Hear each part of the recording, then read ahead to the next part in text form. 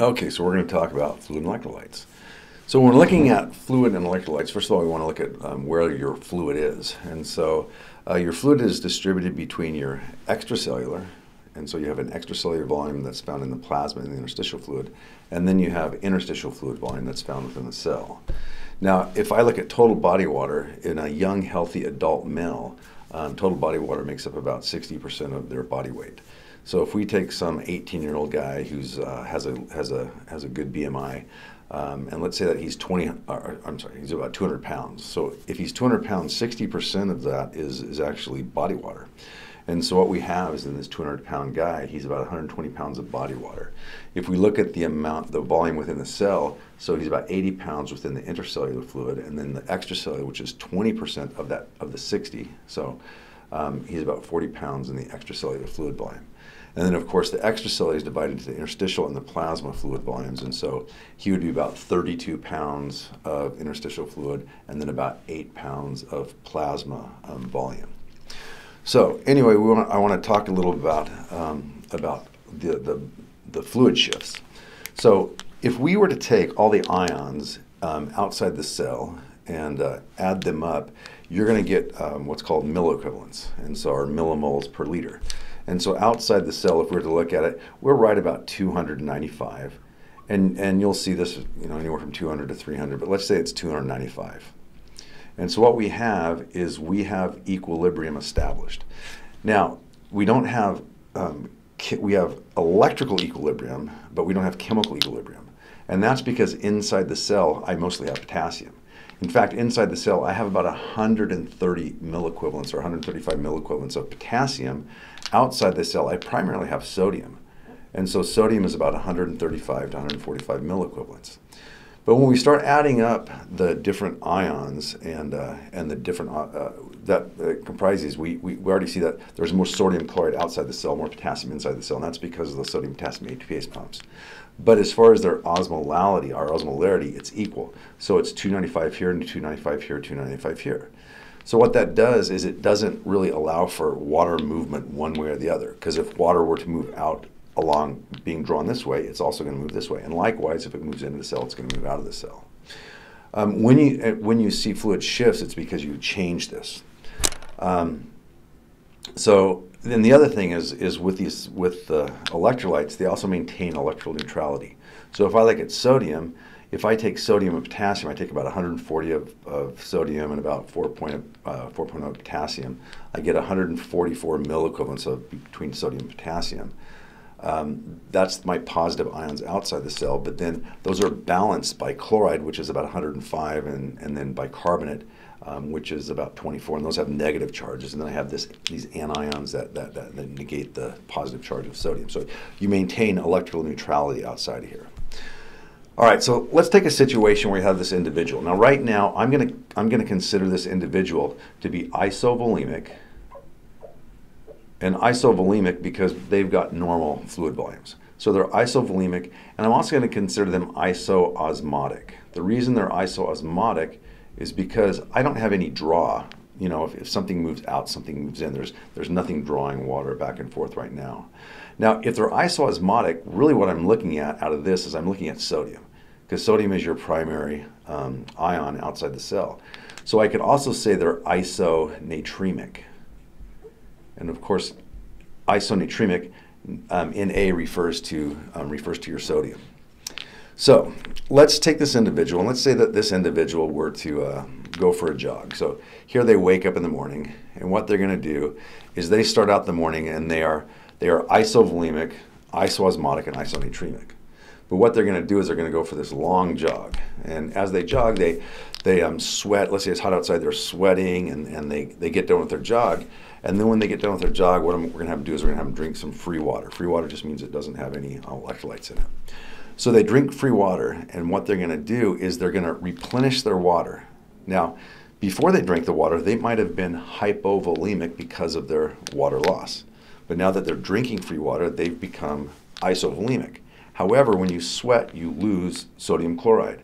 So they could actually go from isovolemic, isoosmotic, isonatremic, And now, because they drank free water, they could go back to isovolemic, but now they're going to be hyponatremic because they drank water but didn't replenish the fluid and electrolytes. Okay, so we're going to look at these fluid shifts. So let's say, for example, I have this patient, and they come in and they're dehydrated. And so they're dehydrated because they've had a loss of fluid and electrolytes. Now, if they've lost them in the same proportion, what they've done is they haven't really, again, caused fluid shifts across here. But one of the things I notice is their blood pressure is low, their heart rate's high, so I'm going to onboard some fluids. So what I'm going to do is I'm going to give them an IV here. So I'm going to hang this little IV and I'm going to put it in their arm because they're dehydrated. And so I want to get their blood volume back up, get their blood pressures back up, and maybe get their heart rate will go down. So what I might hang is I might hang something like sodium, I might hang normal saline. So if I were to hang normal saline, this is my bag of normal saline, okay? Now in this bag of normal saline, I have a 1 liter bag, and in here I have 0.9%, and this is sodium chloride. Now if I were to break that down, I have about 150 milliequivalents of sodium and 150 milliequivalents of chloride because that maintains my electrical neutrality. But that's 300, so the 300 is about the same osmolarity as the fluids here. So if I were to make this 300, if we were just to bump everything up and say that everything was 300, let's see what happens when we transfuse our IV solution. So I'm going to take this, I'll put the needle in their arm, and I'm going to start running this fluid. Now as I run this fluid, there's no draw for it to go inside the cell and no draw to pull water outside the cell. So what I do is I actually expand the extracellular fluid volume. So what I would see is that the extracellular fluid would retain the volume without drawing it into the cell, okay? So I might give this to a dehydrated patient who just needs to bump up their fluid volumes to bump up their blood pressures. Now on the other hand, let's say that I have a patient that I actually want to do something here. And by the way, this is called an isoosmotic solution. So an isoosmotic solution, and it doesn't have any effect on the cell, and since it doesn't have any effect on the cell, I'm going to call that an isotonic effect. But what I'm going to do now is I'm going to give them 4% sodium chloride. So 4% sodium chloride, this is called half normal saline. And so I have half the amount. So now this is not an isoosmotic solution. This is a hypoosmotic solution. Okay? Now this hypoosmotic solution, I'm going to run it in here, but watch what's going to happen. As I run it in here, I actually have more fluid than I have electrolytes.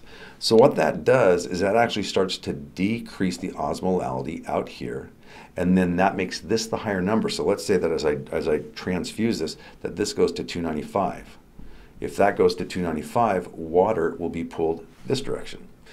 And then as that goes to, let's say, 295, now what's going to happen is water is going to be pulled this direction into the cell because that's a higher number. So this cell is going to start to swell. So this is a hypoosmotic solution, and this solution actually has a hypoosmotic effect, which means it's pulling fluid into the cell. All right, so let's look at another solution here. Let's say that I'm going to do this. I'm going to take a bag of half normal, or let's say I take a bag of D5W. Now D5W has the same osmolarity as blood.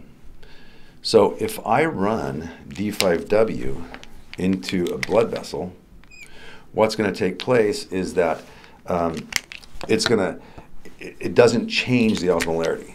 However, there is something that's going to happen, because the D5 stands for dextrose. And so what happens is this sugar is actually going to be taken inside the cell. So as I run this in, the sugar gets taken into the cell, and that creates a draw. So I'm going to actually pull water into the cell, and once again, the cells are going to start to swell. And so as the cells swell, it pulls. That would be considered, again, a hypotonic effect. Okay, so what I had D5W, and D5W by itself is considered isoosmotic. However, because it pulled fluid into the cell, it's an isoosmotic solution that has a hypotonic effect, because tonus, tonic refers to the cell. What is it doing? Is it swelling? Is it shrinking? And so, and when you're looking at hypotonic, you're looking at what the solution is at here, okay? Let's take one last example. Let's say that I have another bag of solution, and this has D5W, but it also has 0.9% sodium chloride. Okay, now look what I've done. I've taken D5W in 1 liter by itself as an isoosmotic solution. But then I also took a 2nd liter right here, and what I did is I took out the sodium chloride, but I didn't take the fluid with it. I just put the sodium chloride in the bag. So now what I've done is I've concentrated both my D5W and my 0.9% in 1 liter.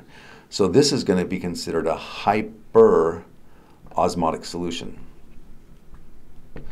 Now, when I transfuse this hyperosmotic solution, look what's going to happen. I start to transfuse it, it goes in, and so now I have a hyperosmotic solution, but then what takes place is the glucose in here gets pulled into the cell. As the glucose pulls water into the cell, it concentrates the sodium chloride outside the cell.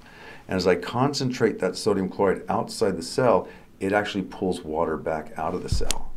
So in this case, I have this unusual thing where I have a hyperosmotic solution, but because as water comes in, it goes back out, it has a isotonic effect. Nothing is really changing as far as what's taking place. So as far as what you need to know is you need to understand about the terminology and then which way stuff is going. So for example, when we're looking at the terms, you need to understand the differences between like hyponatremia, hypernatremia, and what's the usual causes of that. So if I have someone that has hyponatremia, usually with hyponatremia, it's not that they're getting too little salt, it's that what's happened is they've actually diluted what was in the vascular system. So let's go back to this. Let's say that I have a patient and they have hyponatremia. Now typically with hyponatremia, it's because it's a dilutional. Because let's do this. Let's take the blood, and what we're going to do is we're going to take a test tube of blood and we're going to centrifuge it. When we centrifuge it, we're going to pack the red blood cells. So here we've packed the red blood cells. That's going to be our hematocrit. Our hematocrit's about 45%, which leaves us about 55% plasma. Now in that plasma, what we have is we have solutes. And so I have sodium at about 140 milliequivalents, but those milliequivalents are measured per liter. So if I were to become dehydrated, what I'm going to do is I'm going to drop that volume, but what I didn't drop is the amount of sodium in there. So this is contracting the volume. So that would be hypovolemia, and that hypovolemia is actually resulting in hypernatremia. Okay, and so if you have a patient that has high sodium hypernatremia, it's usually because they have hypovolemia. Now you can actually look at some other lab values to see if that agrees with that. So one of the things I look at right here is hematocrit, because look at this. This is a percent and this is a percent. Well, let's say that what we did is we hemoconcentrated our sodium. It went to 150 milliequivalents because of our drop in fluid volume. Well, since this is a percent, let's say I went to 45%, well, guess what? Hematocrit's going to go up, so it goes to 55%. So the increase in hematocrit and increase in sodium, they both agree that I hemoconcentrated those values.